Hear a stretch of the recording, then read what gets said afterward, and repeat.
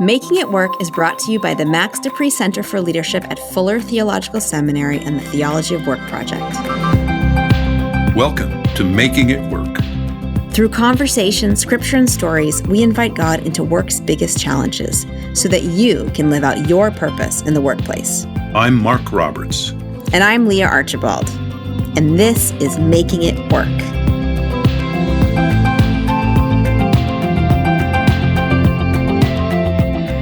Today, over 4.6 billion people around the world use social media. If you've looked for a job recently, you probably had to spiff up your online profile. And over the last decade, we've seen an increasing number of online influencers who many look to for everything from entertainment to how-to advice. How you present yourself and what you post online impacts you and others. What wisdom and guidance can faith provide for deciding how you use your platform and what you share? Today, we're talking to Christian and Anastasia Anderson about how God has guided them on their journey as influencers. Christian and Anastasia are active creators on YouTube, TikTok, and Instagram. They currently have a family channel that has over 40,000 subscribers and over 30,000 followers each on Instagram and TikTok. And although their approach on social media is lighthearted, their influence runs deep. Christian and Anastasia, welcome to the Making It Work podcast. Thank you. Thank you. And you know what? It's the bio thing is always interesting because the numbers fortunately continue to rise. So now, so that was even outdated. Tell me what the numbers are now. Yeah, now it's a 50,000 for the YouTube, and I think is it 40 now for 44. 44. And we only know this because there was a sponsorship thing that came up, and Anastasia's like, we better ask for more money because we got some more subscribers. I'm like, oh yeah, good call. Well, and for those of us who are not subscriber kind of people, your actual views on YouTube are like way through the roof, way more than, really big. So you're speaking to a lot of folks. Yeah, so the view is a lot. The view is more of, so like 2 months ago, it was like 4 million views. Right. And so the views is more, it's more than just the subscribers as you mentioned. Does that baffle you sometimes, just how many people you have influence over or how many people are looking into your life? In the beginning, I think it was more of a cultural thing where you shouldn't share too much of your life. But once I got over that and was like, listen, I like to talk anyway. So whether I post it or not, I might share with someone else. I might as well just post it for the whole world. Why not? So yeah, not really. So tell me about that, because that's what we're talking about today. What do you share from your life? What was countercultural to you, Anastasia, about, sharing personal tidbits of information or just sharing your life over social media? I think I would say more of your relationship and your romantic side and your affectionate side. So you're not supposed to share that deep about your life to other people. So your marriage situation, or whether you're having fun in your marriage or not having fun, you shouldn't be sharing with friends, with anybody else. And then when we got pregnant, like I showed my belly and my stomach, and it's like, oh my God, she is crazy. She should not be sharing her stomach. She should not be sharing any of that. So people automatically said, we're going to lose Kwame because, the evil out there. And then we had Kwame, and we vlogged the whole like giving birth. And so it was more like, do not share anything about your life. Just let people see what they see. You're working with Christian. That's all they need to know. You're married to him. And they thought that the more you share, the more people have opinions, and which is true. People have more opinion on what you put out there. But I think what helped us is that we joined the social media life older, meaning like we knew who we were, right? I know myself. Christian knows himself. So being on the social media, not at the age of 18, but at the age of 30 something, I've learned so much and grew so much that what I know what to put out there and what will really hurt me not to put out, like I know, do not say this online, because if someone says something back, it might hurt your feelings. So I know what could hurt my feelings and what cannot hurt my feelings. So if it's out there, that means, yes, I want you to know and bring it on. I got this, So, Christian, was it a similar learning curve for you? Or I think I was at first really surprised that Anastasia was just jumped headfirst into it, because in the relationship, one would say that I'm the more extroverted and Anastasia's the more introverted, reserved one. And then once upon a time, I was an actor in Los Angeles, so I was used to sharing and being vulnerable in front of folks. So it wasn't that big of a jump for me, but there is a lot of commentary that comes with. So you have to be aware of your own sensitivities. And like Anastasia said, it's like, I think that's once you start to open up more and more, just be aware that, just expect the worst. And so that was, fortunately, I think, again, to Anastasia's point, the maturity of just being older and just knowing how it is out there, especially with the wild west of social media, that you're going to get everything. And once you put yourself out there, you're going to get the negative and the positive. So just be prepared for that. And I don't think we've seen anything that was shocking. I think comments about our son, the inner parent gets really defensive real quick. But then you're like, then you start to feel bad for the person. Be like, what hurt is going on in your life that you would want to say something negative about a 1-year-old child? Like, you must be really in some pain, but so you feel bad for them. But yeah, so I think the biggest learning curve was like, holy cow, my wife has completely become like the momentum of this channel, where I really thought it'd be neat trying to pull her out of bed doing this. And that's how it was at first. And it was more of like a day in the life of a priest channel. And then we realized no one wants to watch that. No one really cares about that. People cared about, here's this couple that happen to be from different countries, and there's a culture clash, and how does their life work together? And they happen to be people of faith. That's what really allowed it to really blossom. And that was Anastasia's doing. That was her saying, you need to take it there. People don't care about a priest. So in a way, it's the relationship between the two of you has been a vehicle for sharing your faith over this channel, versus what you may have thought in the beginning, Christian, which might be more the other way around. Yeah, for a person who would pitch himself during seminary as the one who was so missional and out there and trying to meet the seeker, I'm the one who was trying to shove Jesus down their throat. And then she was like, dude, stop. Just be you. Just talk about our family, and you just happen to be a person of faith. And that has been much more, I think, healthy and successful in attracting really great conversations in the chat section and direct messaging, and also just an indirect way of discussions about faith. Mark, I want to bring you into the conversation, and maybe you can give us a little more like a historical perspective, because today Christians like Christian and Anastasia, who are reaching out to many people over social media, aren't that different from the apostles in the New Testament, who also reached many, many people. They weren't having a 1-to-1, conversion ratio. They were really a 1 to many. I'm thinking of Paul, who wrote the majority of the books in the New Testament and had a significant influence over many Christian converts in the Roman world. Do you think the scale of influence today, Mark, is something completely new that influencers can have online? Or do you think it's part of the trajectory of faith transmission throughout history? Oh, that's a great question. The scale is new, that you can reach hundreds of thousands, even millions, sitting in your bedroom on your computer. Paul would have been a little jealous of that. I mean, no shipwrecks the scale is unbelievably different. And also, when Paul wrote a letter, he might have written a letter, and then it takes, let's just say, a month for the thing to get there, and then it gets read in the church, and then if they're going to respond, it's a month back. So, it's a really different scale and pace. Having said that, however, sometimes we forget that what Paul was doing in particular with letters was novel.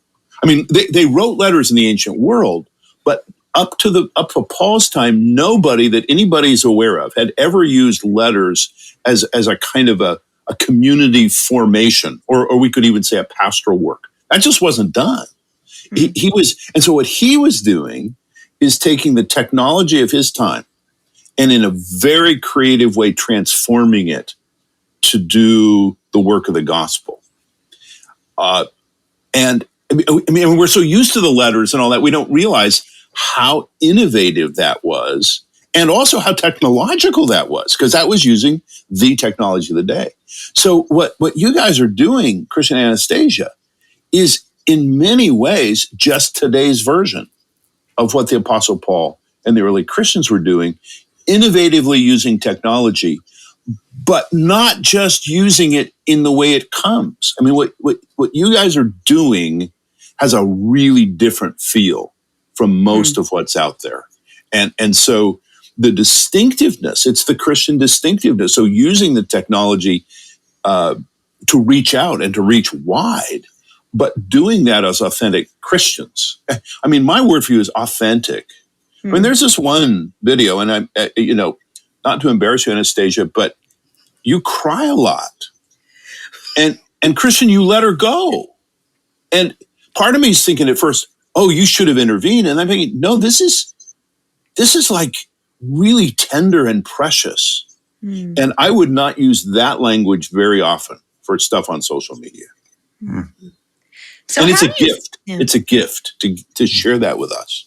How do you think of that, Christian and Anastasia? How do you decide where to place boundaries or where to set the boundaries on what you release?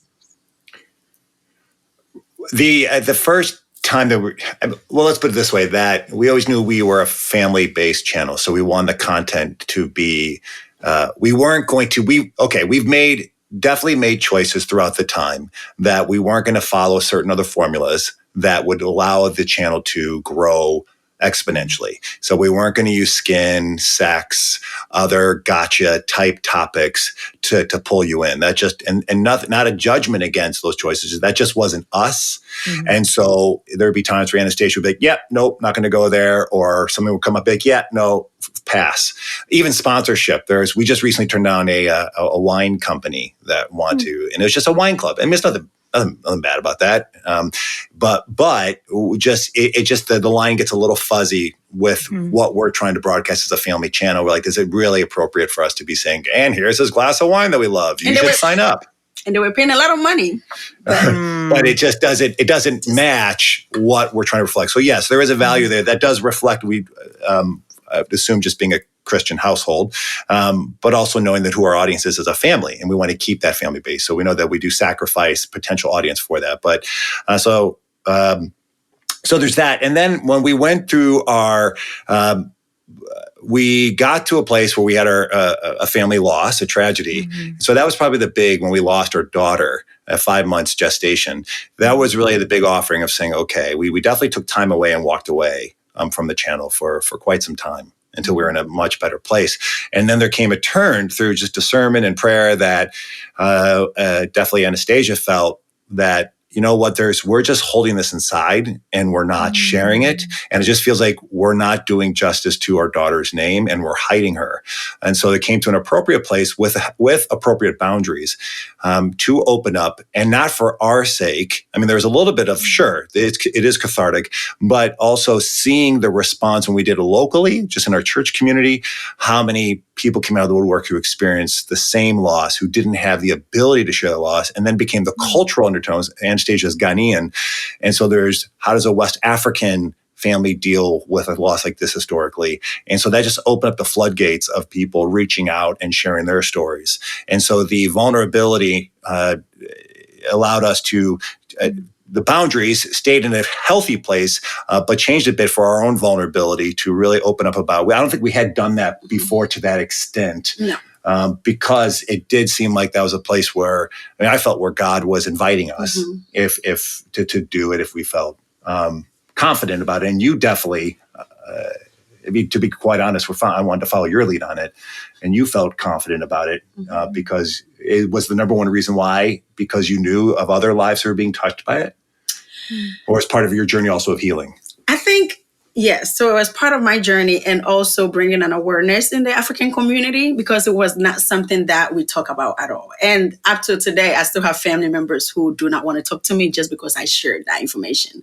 So I wanted to bring that awareness that, we Africans, but, some people have that myth that we don't experience the same things, but we all do. It's just how we respond to it, right? So I've been taught not to share that information. I've been taught not to talk about death when his child dies. And so I made that decision to go ahead and do it because I knew our base. We have so many African followers. And so doing that allowed so many other Africans sending us messages and talking about how thankful they were. And now, even though they lost a child maybe 10 years ago, they are able to talk to them, to their friends, to let them know, oh my gosh, I saw this girl on YouTube. She's Ghanaian. She did this. Now I want to let you know why I've been feeling this way. So it was great to know, even though my family is still like, she's crazy. But I wanted to do that. I wanted to do that not just for me, but also for every person who grew up in Africa that looked just like me and went through similar situations, but were not able to share. And also that opened up for my own mother to share. I didn't even know my mother went through the same thing I went through 3 times, right? Really? So sharing allowed my mom to also tell me how she felt when she went through it. Without sharing, I would have never known that my mother went through it. So sometimes we share things without knowing the outcome. But I always say, when your gut feeling says, just do it, just do it. Just do it. And something great will come out of it. Is there a way that you engaged? Like, how did you know that it was the right time to share? Was there scripture that you were reading? Was there something in your prayers? Was it just an internal sense that was telling you now's the right time? And I remember the exact time that happened. So we were at church, and then we have a women's group. So one time I went to the women's group because I heard there was another woman who was sharing her story, and I wanted to know more about the woman. So I went there. She was sharing her story, and that really touched me. Through the prayer that we were praying over the woman for her to share her story, and the prayer just touched me. Share your story. Other people want to hear it. It's just this feeling that came over me. And so right after that speech, I went to the leader of the women's group and said, I'm ready to share my story. So that's how it started. And then we talked about it. And then the following month, I shared my story. And then I was like, I'm ready for YouTube. Let's do this. So it started from there. Sort of chapter 2 on my earlier comment, one of the things that was true of communications in the ancient world, of the time of the New Testament, was that for the most part, people did not share their inner lives, especially their pain. I mean, you just don't find that in letters. You don't. And then you come to the Apostle Paul, and especially 2 Corinthians, the beginning of 2 Corinthians. And I'm going to beat you to punch, Leah, because I even got it, and I'm going to read a little bit of it. Good. We always read the scripture to us. I'm going to do it this time. So Paul says this to the Corinthian Christians: we don't want you to be unaware, brothers and sisters, of the affliction we experienced in Asia. For we were so utterly, unbearably crushed that we despaired of life itself. Indeed, we felt that we had received the sentence of death, so that we would not rely on ourselves, but on God who raises the dead. Now, again, when we read this from our cultural perspective, we might even say, wow, that's kind of out there, But in Paul's own day, that was absolutely an extraordinary sharing of this incredible pain. Now, he brings it around to talk about how God met him and all that. But the point was that he was taking extraordinary risks, doing something that was really quite countercultural, by sharing his inner life with people. And I mean, what you're doing, but especially what you're doing when you go through really hard things, is really very similar to that. And, it's not, the difference is that Paul knew pretty much who was going to see the letter. I mean, you put that out there, and, I mean, comments on social media are often sometimes just hilarious and sometimes really mean. And And when you put your heart out there and somebody is mean, that's really hard. But what you'd said earlier is so important. You were talking about how you know who you are, you've got some maturity. Otherwise, that could be devastating because there's a risk there. But the flip side of the risk is there are people, and you've mentioned them, who have been able to open up about things. Your mom, something she was never able to talk about. I mean, that's really a wonderful gift then that you're giving to people. But you sense a call to it. I don't hear you saying, everybody out there should do this. I mean, there are certain people who are called to it, who are emotionally able to do it. And that's, and for those who have that calling. Well, Paul had his haters too. My God. He was in 2 Corinthians. I mean, this is what the other ironic. So yes, Leah, this letter is the one where he talks about the people who just pretty much, had nothing good to say about Paul. So he is opening up in a context where he knows he's going to get slammed, in particular because though his opponents were like the victorious Christian living people. And they were like the super apostles, and it was all great and wonderful, and they were just practically in heaven. And Paul's saying, I despaired of life itself. So he knew that he was not just sharing this with his intimate best buds, but with people that were going to really rail on him. But there was that calling to that kind of openness. And again, I go back to the word authenticity that works for you guys. You're sharing your life with us in a way that invites us in. And that's kind of amazing. So talk to us, Christian and Anastasia, about the haters. Do they make you want to stop, or do they make you want to continue to be authentic? I think the only thing that's ever gotten us to stop, it's just the weekly commitment. And before, when I had no idea what I was doing with editing, and editing would take forever. And we've realized we've gotten much more efficient and effective in our shooting. But the haters have not, because if you go into social media looking for validation, it's going to be a real rough road. And unfortunately, it's a great way to get validation if you go for it. I mean, it could be a real quick hit. The dopamine is a rush. And so that's what I do feel for. I know we keep on talking down to the younger generations, like they're the poor little kids. And they're like, we're fine. Thank you guys. You don't have to keep on worrying about us. But I just know that how I was where I was at in my 20s, seeking validation, seeking acceptance. And you put something up online and you get all these yes, yes, yes. And then one time you just get nothing or no's, it's going to hurt. So I think for us, it's, if we ever put a dud out there, and recently we put up a video where we thought would do really well and it was real slow. And I think we've just gotten to a place where all right, let's drop an egg on that one. We'll see what we could do, change some things up, change the picture, change the image, change the title, or maybe we just made a dud. But for the haters, I don't think it's ever stopped us. It's given us some good laughs. They'll attack religious stuff. They'll attack faith stuff. They'll attack our looks. They'll attack our weight. They'll attack, it'll come, and you just know that there's a lot of pain behind it, and probably, I don't know, just work in the church, just knowing just the work of empathy, knowing that, hurt people. And so there's just they got some pain going on. And Anastasia is really good about always responding with grace. And then sometimes she'll put a little bit of grit behind it. But it's still wrapped up in some grace. Do you want to speak to that, honey? Well, you're very kind. But yes, I try to respond in a very nice way. Other times, no, but I don't do. One thing I don't do is I'm not going to be cursing or also coming down to your level, if I might say. I usually would just respond and say, yeah, we already know, thank you. Someone was like, oh my gosh, she's so fat. She needs to lose some weight. I was like, yeah, I think I put on a little weight, but I'm liking it. Things like that. So you don't think you got to me. Nothing you're going to tell me that I don't already know. So if I gain weight and you see it on YouTube, of course I'm not going to look the same as I looked 3 years ago. But that's okay. You could tell me about it, and that's on you. And I will just respond and be nice about it. Or sometimes I don't.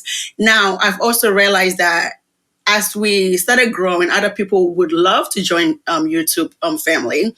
but they are also afraid by looking at our comments section, because they realize that if they put something out there, this is something that they're going to get.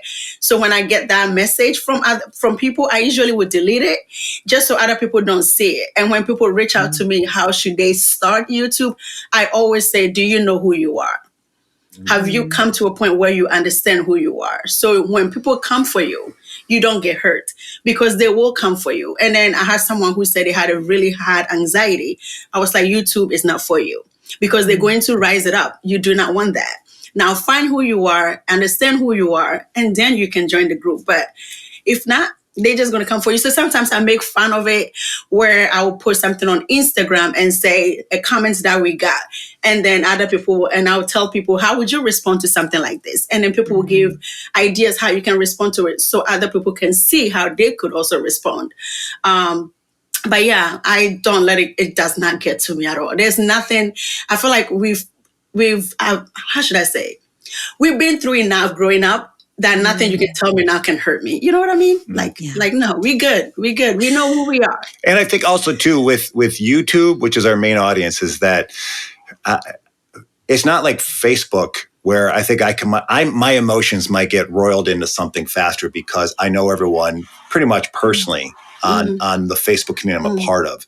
And so if someone takes a shot at me, that's like in a public square in front of all these people else that I know. It's like they walked into a public forum and just said, hey, that guy Christian right there, he's a complete idiot and a total fraud. And now I feel like I almost got to defend myself. Now, when someone on YouTube says that, we're talking a lot of different people who I don't even know who you are. And so it's easier for me to be like, yeah, that's right. I don't know who I am. I'm a total idiot. And I'll just make fun of myself. So that does help with the YouTube community because it's so vast, it's so huge. They'll say something, you're not a real person of faith. And I'll be like, yeah, that's right. I went to Party City and bought this priest outfit and kind of make a joke out of it, So that's fun. But if it was someone like a friend from high school on Facebook and I posted a picture of saying, celebrating my 5th anniversary in the priesthood, and someone said, you're not a real priest, I would probably want to call them directly and be like, yo, what's up? Like, because if not, I'd be maybe spinning in my head, be like, why would my friend Andy say that about me? And in front of everyone. And that was kind of, that's hurtful. And I would want to contact that person. And so that I would want to work through that and not just ignore it. Yeah. Now, you both have jobs that are outside of YouTube, right? Christian, you're saying you're a priest. Do you ever have a worry about YouTube personality crossing into workspace, or do you have a worry about your future, eligibility in the job market because of this YouTube channel? Like, what are the boundaries between YouTube and work?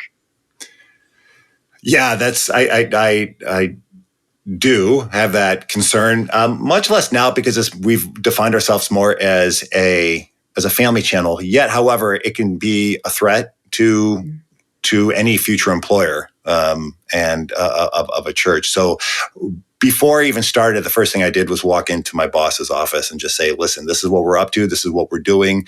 What do you think?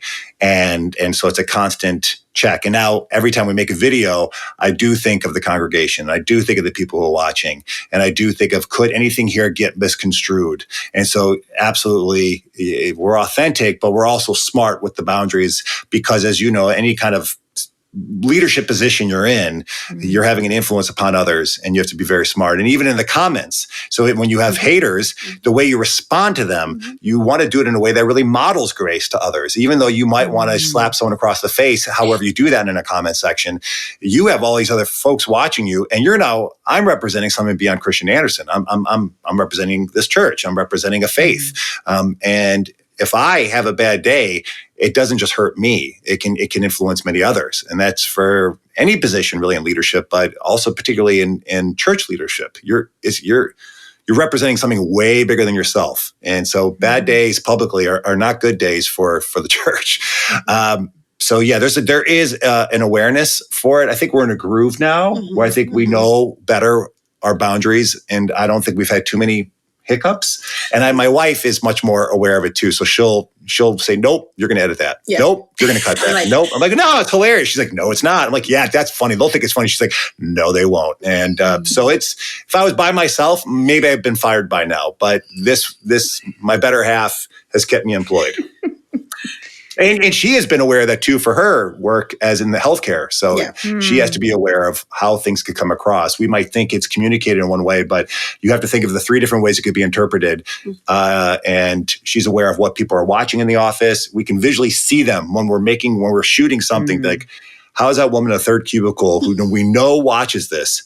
How are they going to interpret this and maybe go tell the boss or HR? Yeah, not worth it. Cut. Well, also Christian likes to make jokes, right? So he's very sarcastic, and not everybody can get the joke. So I'm always on the other side, like, I get where you're coming from, but it might be interpreted this way, and you don't want people to see it that way. And so I always say, we know what we're putting out there, right? We make sure that it's okay. I don't talk about my job at all. And Christian, because it's more of a public thing as a priest, but I do not share my job. I don't talk about my job, even if it's something really bad going on at the work space. I do not share, because I feel like everybody, no matter where you work, there's an issue going on. And if I don't know about yours, why should I share mine? So I try not to put my work on the forefront. And when people do ask me, where do you work? I usually just say I'm public health, or everybody know I went to nursing school. Everybody know that part about me, and that's okay. But I do not share work. I'm not comfortable with that space. I probably would never be comfortable with that space, because I like to deal with work as it is. And if I'm shooting, it's just fun thing for me to do. So I don't need to kind of open up too much door about a job space. And my bosses always watches. They watch our YouTube. My coworkers all watching. No matter what job I've had, they always follow me there. So I try to kind of give that respect to them, because it's just work. And this is something different. So it helped me. It helps me. There have been some stories in the news recently about people getting fired from, posting on TikTok about their job or about problems that they've had in their job. And, and I feel really conflicted. On one hand, I want people to have a platform where they can share their grievances, or, especially when there's racism or sexism or classism in the workplace. I think, social media platforms are a place where we can share about that. But at the same time, we don't want to put ourselves in conflict with our employer. And I wonder if these are new issues that workers today deal with, that perhaps workers 10 or 20 years did not have to deal with. Mark, give us your perspective. I know you post a lot of scenery on your Instagram. You post a lot of nature pictures. That'll get you in trouble. Well, I think the basic issue isn't new, in the sense that even if you lived in a small village 2 centuries ago, there would be, you would have to think about what you would share about your work with others, at least if you're wise. Generally, you don't want to get your boss upset with you because, you went down to the local barber shop and told all the people the bad things about your boss, right? I mean, the difference now, of course, is that it's projected to the world. And so it's amplified so many times over. But what you all are talking about here is just, again, it's a lot about wisdom, and it's about your sense of personal calling to this. So what's so interesting to me, Anastasia, and I respect the decision you make completely, but you've decided to be exceptionally vulnerable about your personal life and not about your professional life. And I think that's wise and great, and for the reasons you've said, and I don't even know, because I don't know the details of your work life, but what that models, so you're not just saying, oh man, we are an open book. Everything in our life is, we're going to be out there. And if I'm upset with my neighbor, boy, I'm going on and I'm going to tell my neighbor how terrible they are. And you have made some very important choices in terms of what you're doing and why you're doing it, and in service to others. I can actually imagine other sort of a parallel world in which people decide, well, I'm going to talk a lot about my work. But there are different kinds of implications there, right? I just admire the thoughtfulness with which you're doing this, because you're not just running headlong into social media saying, well, we're just going to show it all and whatever. You've thought it through, and where you feel that really God wants you to be more open and where it's really fine to be not so open. Wisdom. Yeah. Wisdom is the key word. I mean, there has to be good boundaries, I think, with social media, especially when you're trying to get somewhere in the career world. And the issues, the mistakes we see is that people first go to social media and start when they have an issue that's not resolved. Like, okay, so when we opened up about the loss of Arya, I would say we were resolved, but we weren't so much. There was a scar that was beginning to form. Right, we didn't go in with that. As they say, never preach from a wound, preach from a scar. So that we could start to open up when we had started to make sense of some peace. We could see the long road of peace. But if we would have opened up right away, it would have been an emotional mess, and it would have been really just self-involved, because we were just at a place where we just need to have therapy and talk with ourselves, just make sense of life and where's God in all of it. And so when I've had employees who do the same thing, who have gone on TikTok to kind of deal with their emotions, dealing with workplace or somewhere else. It's a new language and acceptance now that doesn't work. And I don't think it's a collision of culture of generations. It's just that social media has become so commonplace for us to share and open up about things. But then when you get older and you're in the workplace, it's not acceptable, because there's certain things we need to figure out in-house. So if you have an issue with me, come into my office. Let's figure this out. I can't have you feeling like your therapist is TikTok, because now that hurts us. And so that is it's a new landscape that, at least I'll speak for myself. We're just tourists, and the natives are the Gen Z. I wouldn't even say millennials. They're old too. So now it's the other ones who there's an acceptance of, this is where I go to be vulnerable and open up. And then us old folks who are hiring people in the workplace are like, no, that's not where you go. That might feel safer to you, but really we need to have the more difficult conversation face to face and work this out first. And so it's not rare. It comes up a lot, and it's like an understanding of two different cultures of what's acceptable and what's not on social media, and they're going to conflict. But in order for these multiple generations to be able to work together, I think we'll have to come up with healthy boundaries, saying this is allowed and this is not allowed, and let's work this out in-house, whether that's as a family or as a community, as a workplace, as a church, before we go public. But I also, if I can add something, but I also understand when people actually come out on social media, especially when you feel like you've done everything in-house and it's not working. But I always say, if I feel some type of racism towards me or anything that I feel like I'm dealing with, I want to deal with it where I am. Meaning, like, I need to go to the higher authority if I may do so. If it means getting out and just talking to members of the community, I would do that. But I just feel like sometimes being on social media and just bashing out, that means you actually ending error in your life. Meaning, like, other people that would love to hire you might not, because they think you are being too much.